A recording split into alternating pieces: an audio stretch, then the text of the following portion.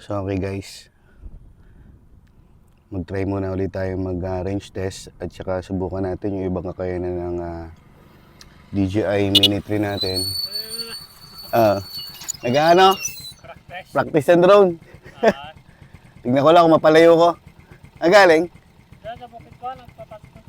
Ay, samantala ko habang walang hangin. Tignan ko lang kung ano. Try ko lang kung maayos, lipad. Sige sir. So lagi yung gagawin pagka mag-range test kayo or magpapalipad kayo. Lagi yung uunahin yung sa safety. So compass normal calibrate muna tayo. Compass normal calibrate, start. Yan, rotate aircraft 360 horizontally. Yan, ganito siya guys. Horizontally. Then, rotate aircraft vertically. So, ganito siya vertically, patayo. Okay, successful. Then, proceed tayo.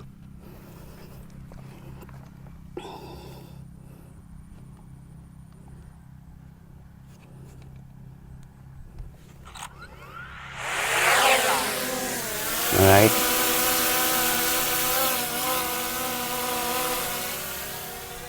So, harap natin sa atin. Ayan tayo guys. So, ang battery natin ay 96%. So, hindi pa tayo nakapag-charge ng battery. Ang okay lang naman.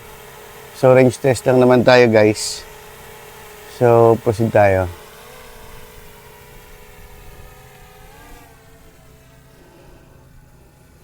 Kung mapapansin nyo yung paligid natin ay sinamantala natin walang hangin.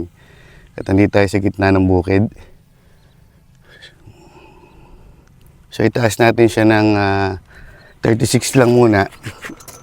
And then,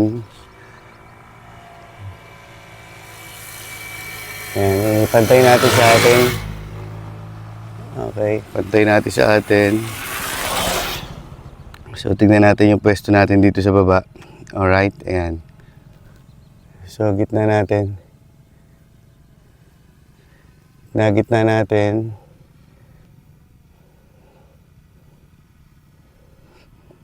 Ayan. So, gitna na. Yan tayo guys. Ayan. So, proceed tayo. Para malaman natin yung kaya niyang marating. Kung kaya lang natin guys, pero alam ko kaya nito dahil may mga nag-tutorial na rin ng mga nag-range test na Mini 3. So, yan. Proceed tayo sa taas ng 39. So, taas pa natin.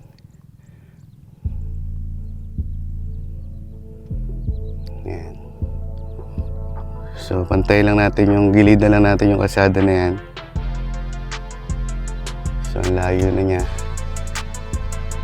Ito banda. Yan.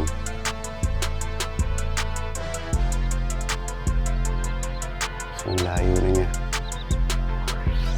So, yung orientation ng ating, yung ating remote dapat nakaharap sa kanya para yung signal natin ay malakas at hindi na puputol. So, ang satellite na nakuha natin ay 26. Then, ang signal natin, napakalakas. Ang battery natin ay 89%. So, meron na tayong distance na 600 meters. Sa taas na 84. So, pataasin pa natin yung altitude niya. So, yung altitude niya, yan yung 90 to 100 meters. So, 100 na siya. 100 meters ang taas. So, ang distance niya ay 800. Okay, alright. So, maganda yung panahon ngayon, guys. Ang kalaban lang natin dito ay yung ibon. So, maraming ibon dito. So, taas pa natin. Taas natin ng 120. Yan yung minimum niya. Max altitude reached. Okay, okay na yan. So, naka-normal mode lang tayo. So 1 kilometer na guys, 1,070, 80 yan. So yun na yung main road. Yan na yung main road guys. Nandito tayo sa gitna ng bukid sa malapit sa Cabag. So puno pa rin yung signal niya, 5 bars pa rin. Napakaganda na signal.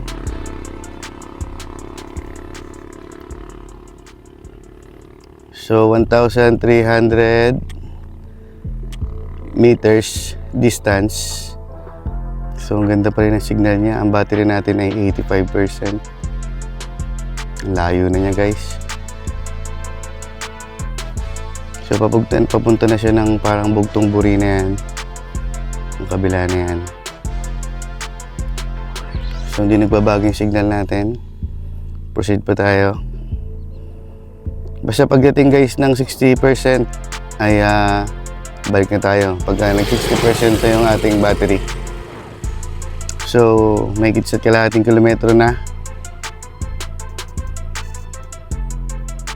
Alright, diretso lang. Ganda ng bukid guys. Oh. Huwag lang sana tayong gambalain ng ibon. So ang layo na niya.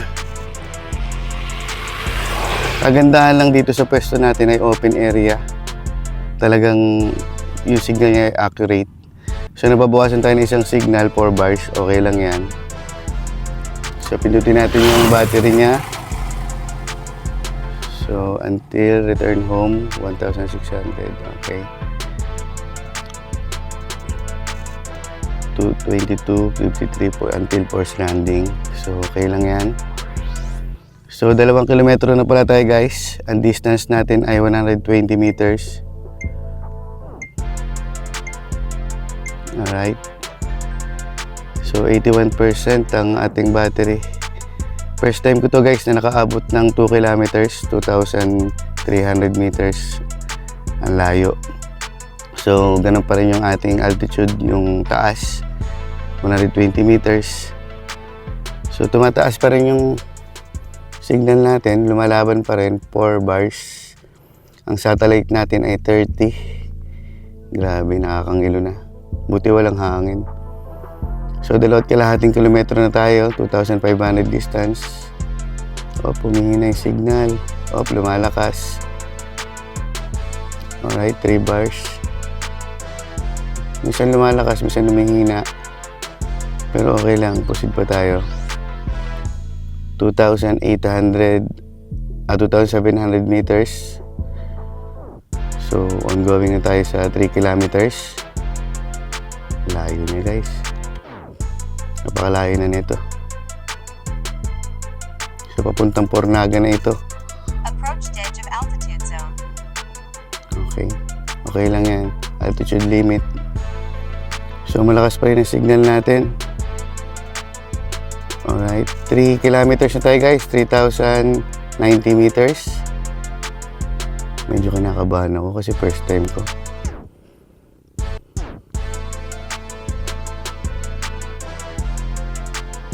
Alright. So 3.2 meters distance.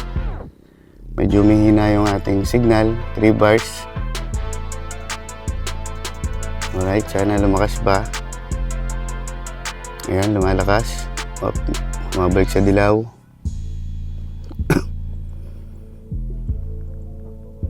Alright. So 3.5 ibalik na natin guys. Medyo nangingilo ako.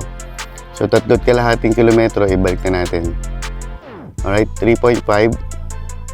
So return to home na tayo guys. Return to home. Ayan. Ang battery natin bago mag-return to home ay 75%. So ang layo natin. So pabalik na tayo. Okay na ako dun guys. Kaya pa naman to ng hanggang 5 kilometers. Pero dahil first timers nga tayo ay huwag natin pilitin. So yung kaya lang muna natin at talagang kinakabahan tayo. So malakas pa rin yung signal niya. 3 bars. Then yung pula na ito, itong pula na yan guys, yan yung return to home niya. Yan yung dadaanan niya. Alright. So sana walang gumambala sa ating ibon. At Yung karamihan kasi na nawawala ng drone dito guys, yung tinatangay ng ibon, lalo na yung lawin. Talagang bumabagsak ang aircraft. So still 71%, 70% ang ating battery. Malakas pa rin yung ating satellite. 3 bars yung ating signal. So okay lang yan 3 bars, wag lang magto 2 bars. So 2,800 meters, 2 kilometro mahigit. So still pa rin yung ating height. Baba natin ng konti yung ating altitude. Yan, 140 meters. 140 meters ang ating altitude. So proceed lang tayo. Medyo mabilis ang return to home niya. Kahit na palaban sa hangin, kasi paayun kanina yung hangin. So ngayon pabalik, palaban siya. So 66% yung ating battery, goods pa. Okay, so pabalik na siya ng 2,370 meters. 2 kilometro mahigit. Kaya mo yan, Baldog. Yan, si Baldog pala yung pangalan ng ating drone.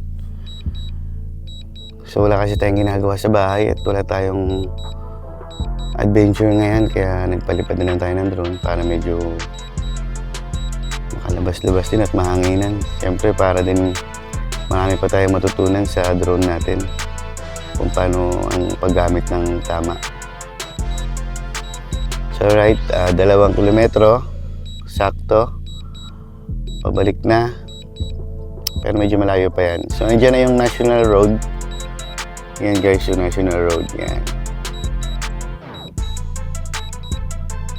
Alright. Malapit-lapit na rin. 1,800 meters.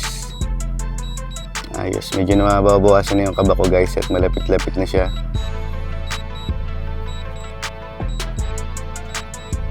Proceed lang tayo.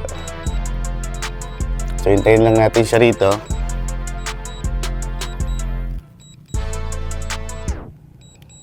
Alright, 1 kilometro at kalahati na lang, 1.5 meters. 1,500 meters. Excuse. Sa kalahating kilometro. Bilis niya guys. Kaysa sa papunta niya dun kanina, mas mabilis siya ngayon. So, distance, 1,320. Okay. Ang bilis niya.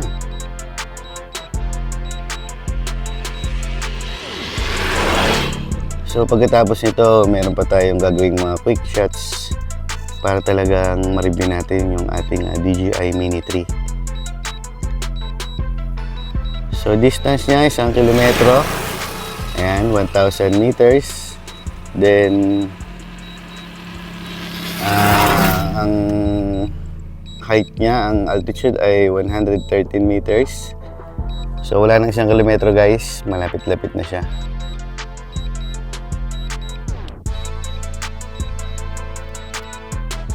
Kaya hindi ko pa siya matanaw.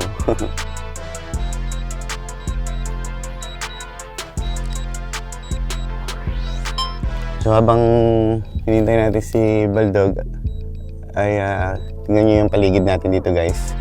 So kasama natin si Brusco. Tayin natin siya. So malapit na siya, halos kalahating kilometro na lang. At mamaya andito na yan. So hintayin natin. Okay, kalahating kilometro, 500 meters distance.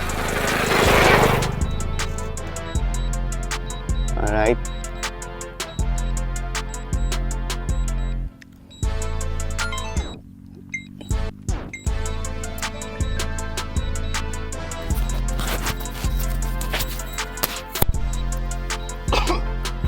Excuse.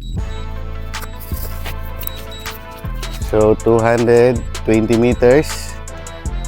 Saan na ba siya? Hindi ko matanawan. Ayun, yun na siya. Ang bilis niya. So, yun na siya guys. Malapit na sa tapat natin. Alright. So, magla-landing na yan pag tumapat sa atin. So, ito tayo guys. Tingnan natin yung pwesto natin sa van. Yan, yan tayo guys. Yan. Alright. Landing. Ayan na siya. Landing na si Baldog. So, nakarating siya guys ng safe, ng 45% ang battery. So, marami pa ito. Makakapag quick shots pa tayo. At may reserva naman tayong isang battery dyan. Para kung nabitin tayo ay makakapagpalipad pa tayo. So, ayan. Tap na natin yung, cancelin natin yung return to home. Para masalo natin siya.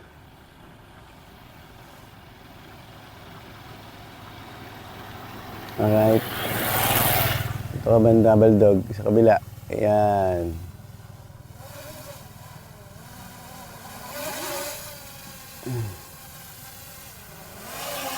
Alright, ito na siya guys. Hirap muna natin sa atin. So, ayan tayo guys.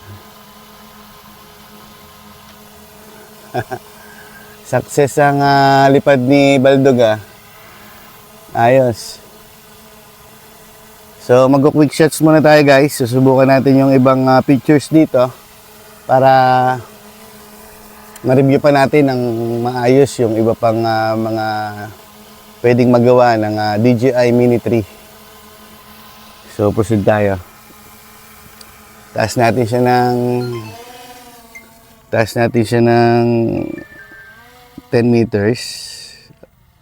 Yeah, 11. So, gamitin natin yung quick shots.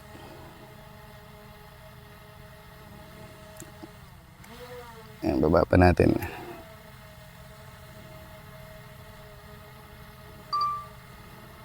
So, quick shots. Testingin natin yung ibang pwede niyang magawa sa quick shots. So, quick shots. Atras muna natin siya guys. Yan. Atras muna natin siya.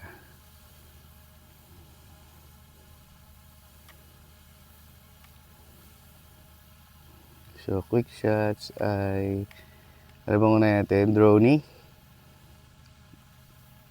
So, try natin ang Droney. Draw a box. So, draw a box. Yan.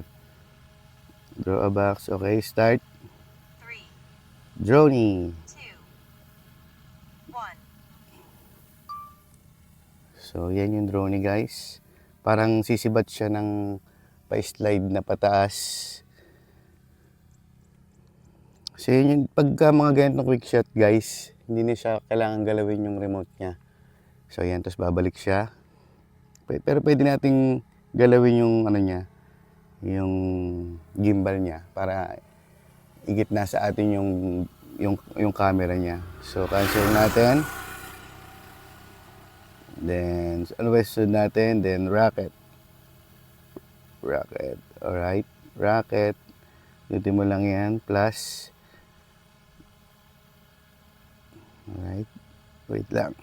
Ayaw Ayan. Dutin natin plus.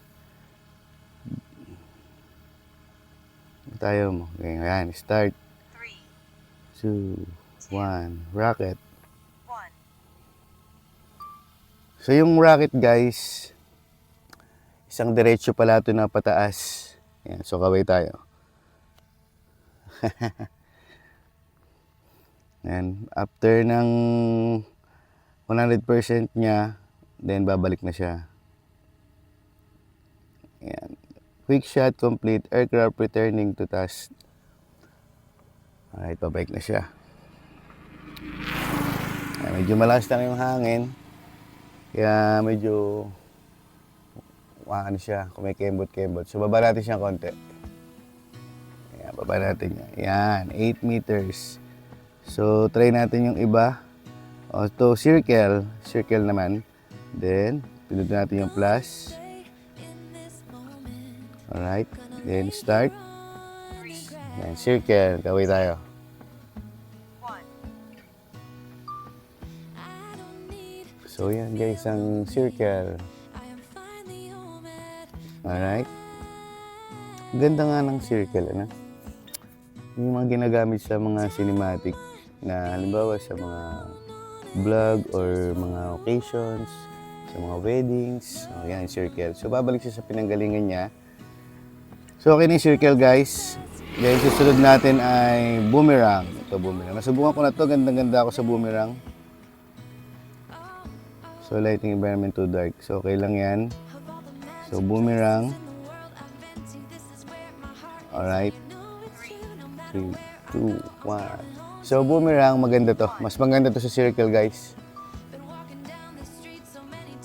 So, yan. Tingnan nyo yung map niya, parang pakatol.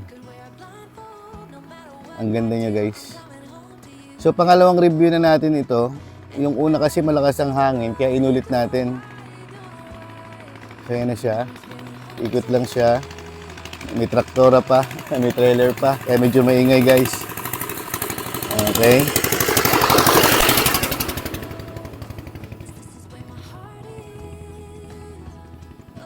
Okay. Parang kinulang man siya. Saan na siya? Ayun, nasa malayo. So, lumayo siya. Returning. Alright, so kompleto na natin yung quick shots. So, susunod, magkakaroon pa tayo ng mga ibang mga vlogs na pwede nating magawa pa. So, sa ngayon, at medyo hapon na rin at sumaglit lang tayo ng oras. Kaya hindi tayo makakapagpatagal ng practice pa. So, marami pa namang susunod na araw. Ayan. Okay tayo. So, hanggang dito na lang muna, guys. Sana may natutunan kayo sa ating konting kaalaman sa tutorial, lalo na sa long range. Babawi tayo susunod. Sana 5 kilometers ay maabot na natin. So, ang battery natin ay 23%. So, ang dami dumadaan ngayon, guys. Kaya medyo maingay at pasensya na kayo. So, banti natin siya konti.